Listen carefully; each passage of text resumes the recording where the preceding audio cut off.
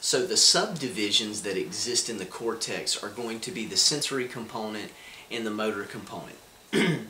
The motor cortex, if you remember, is the more anterior portion. So we have the central sulcus that is dividing the brain into front and back.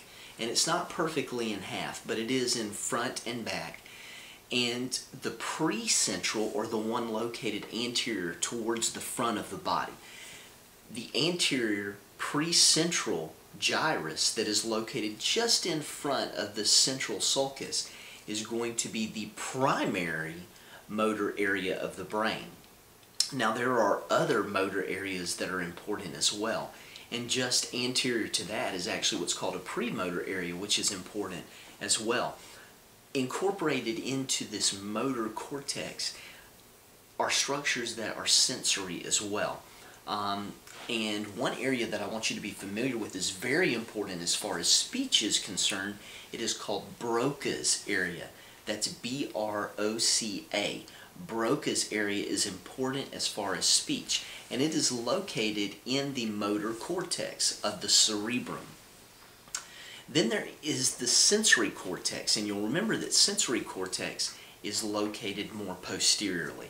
So behind or towards the back of the body from the central sulcus. So we have the central sulcus, we have the precentral gyrus, and then we have the postcentral gyrus. Postcentral gyrus is going to be sensory in nature.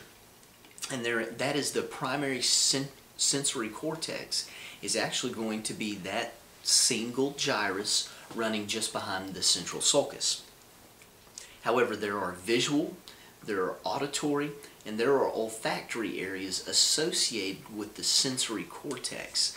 As a matter of fact, if you just want to give an illustration of something like visual cortex, the occipital lobe of the brain is very, very important as far as visual cortex is concerned. So a blow to the back of the head can render somebody blind, actually. So even without doing any damage necessarily to the optic nerve or the eye itself. So just kind of an interesting side note. As you move on to slide number 9, we're going to talk a little bit about cerebral white matter. Now, there's a difference between white matter and gray matter inside of the brain. The white matter is going to be located deeper, which means the gray matter is more superficial. It's the stuff we've been talking about so far. But the white matter is going to be located a little deeper inside of the cerebrum. The white matter that is located deeper is going to be white because it is going to contain a ton of myelination. Now you'll remember myelin is going to be that thick, fatty, white substance that exists on the outside of neurons to speed up their conductivity. The myelination inside of the central nervous system is going to lead to the formation of this white matter. Communication between cortical areas is going to take place via different tracks and networks. One of those is going to be between the left and the right hemisphere, and the corpus callosum is going to be responsible for that. The corpus callosum is going to be fiber tracks that run from left to right and kind of fuse the left and the right side of the brain. There's also going to be anterior and posterior commissures. Remember, these are deeper structures. They're located kind of surrounding the thalamus, and those anterior and posterior commissures are going to also connect the brain. Other features that will exist in white matter are going to be association fibers and projection fibers. Now, association fibers are going to be on one side of the brain or the other. So on the right-hand side, one structure of the brain will communicate to another structure of the brain on the same side through an association fiber. A projection fiber means that a specific region of the brain can communicate to another region of the brain on the opposite side, and it will cross over these fiber tracks in order to be able to accomplish this task. An example is cell body regions that are located in the midbrain and hindbrain but project all over the brain.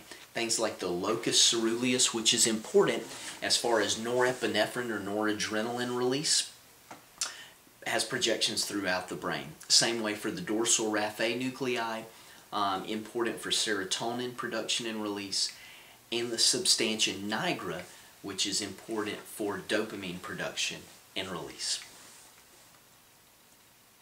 Slide number 10 is going to describe a different structure altogether that is referred to as the basal nuclei. Now, the basal nuclei are going to be the third major cerebral region. So we've talked about this gray matter, this white matter, and now we're looking specifically at the third major cerebral brain region, and that pardon me, is going to be the basal ganglia. Now, the basal ganglia are going to be composed of structures like the caudate, the putamen, the globus pallidus, and the striatum. These areas are going to be important as far as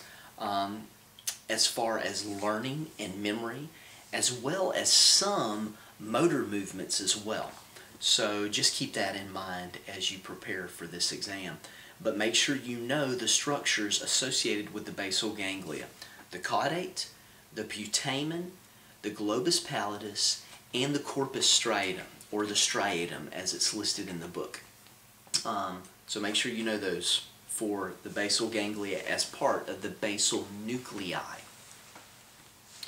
Next is the diencephalon, and if you remember, this is an early developmental structure. This is actually a secondary structure inside of the brain. The diencephalon is actually going to be a portion of what I would refer to as the inferior and central forebrain. So it's going to be located very, very deep inside of the forebrain. It's actually probably the deepest structure that is still considered forebrain. The thalamus is going to occupy about 80% of it, so it takes up a huge chunk of the diencephalon. The thalamus serves kind of as a relay station, so really what happens is other cells in other regions are going to project to and through the thalamus before having their motor function a lot of times. The ventral posterolateral nuclei are going to be important as far as touch reception, and the geniculate nuclei are going to be important as far as sight and sound. So those are some specific areas that are associated with specific tasks as far as the human body is concerned. And then there is the hypothalamus. And the hypothalamus is an important diencephalon structure. It is connected to the pituitary gland, which is probably the most important endocrine gland that we have in our body. The hypothalamus communicates with the pituitary through a stalk called the infundibulum. So the infundibulum is a stalk. The hypothalamus is located slightly superior to the pituitary, and the infundibulum is going to have the pituitary suspended at the bottom of it. We'll talk about the hypothalamus function in just a second.